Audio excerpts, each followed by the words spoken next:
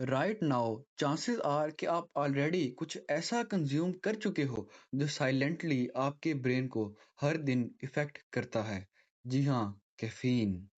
आपकी morning coffee, चाय या एनर्जी ड्रिंक सिर्फ आपको वेकअप नहीं करती। एक्चुअली ये आपके ब्रेन को ट्रिक करती है कि आप अलर्ट हो।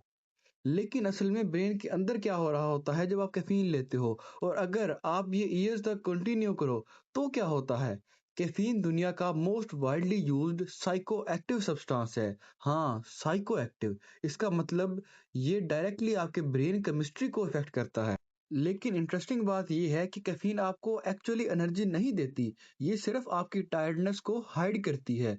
इसको समझने के लिए हमें ब्रेन के एक इंपॉर्टेंट केमिकल को समझना होगा जिसका नाम है एडिनोसिन। दिन के दौरान आपके ब्रेन में नेचुरली एडिनोसिन अक्यूमुलेट होता रहता है। जितना ज्यादा एडिनोसिन, उतनी ज्यादा टायर्डनेस फील होती है।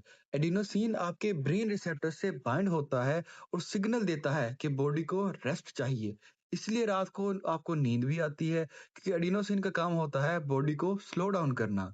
अब यहाँ पे कैफीन गेम चेंज कर देता है।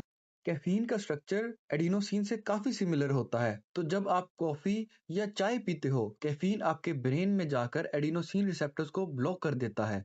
लेकिन इंपॉर्टेंट बात यह है कि कैफीन उन रिसेप्टर्स को एक्टिवेट नहीं करता, वो सिर्फ उनको ब्लॉक करता है। तो एडिनोसिन अब भी आपके ब्रेन में बिल्ड हो रहा होता है, लेकिन आपका ब्रेन उस सिग्नल को फील नहीं कर पाता। इसका रिजल्ट ये होता है कि आप अवेक फील करते हो, इवन दो आपकी बॉडी अंदर से टायर्ड होती है।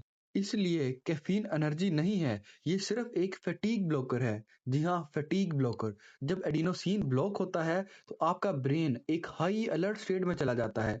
डोपामीन एक्टिविटी इंक्रीज होती है, जिससे मूड बेहतर हो जाता है। आपको फोकस ज्यादा फील होता है, रिएक्शन टाइम फास्ट हो जाता है, और सिंपल टास्क भी इजी लगने लगते हैं।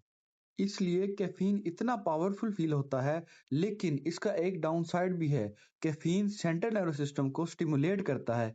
इस वजह से ज्यादा कैफीन लेने से एंजाइटी, रेस्टलेसनेस, इरिटेबिलिटी और हार्ट रेट फास्ट हो सकता है। कुछ लोगों में तो स्मॉल अमाउंट भी स्ट्रेस रिस्पॉन्स ट्रिगर कर देता है। ब्रेन बेसिकली फाइट और फ्लाइट मोड में चला जाता है, इवन जब कोई रियल डेंजर नहीं होता। अब इंटरेस्टिंग पार्ट ये है कि ब्रेन अडाप्टिव होता है। अगर आप रोज एडिनोसिन ब्लॉक करते हो कैफीन से, तो ब्रेन कंपनसेट कर जाता है। वो ज्यादा एडिनोसिन रिसेप्टर बना लेता है। इसको कहते हैं टॉलरेंस।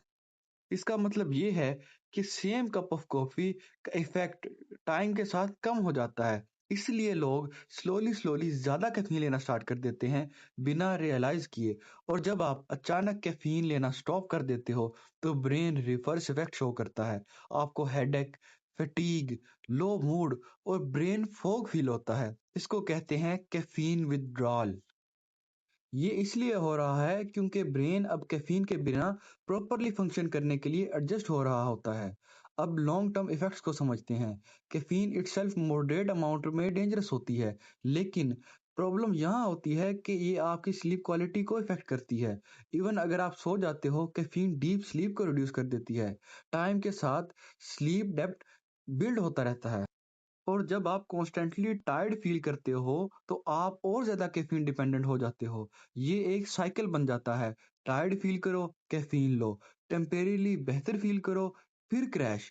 स्लोली आपका नेचुरल एनर्जी बेसलाइन लोअर हो सकता है। तो कैफीन असल में है क्या? ये एनर्जी नहीं है, ये सिर्फ फटीग पर एक टेम्परेरी मास्क है।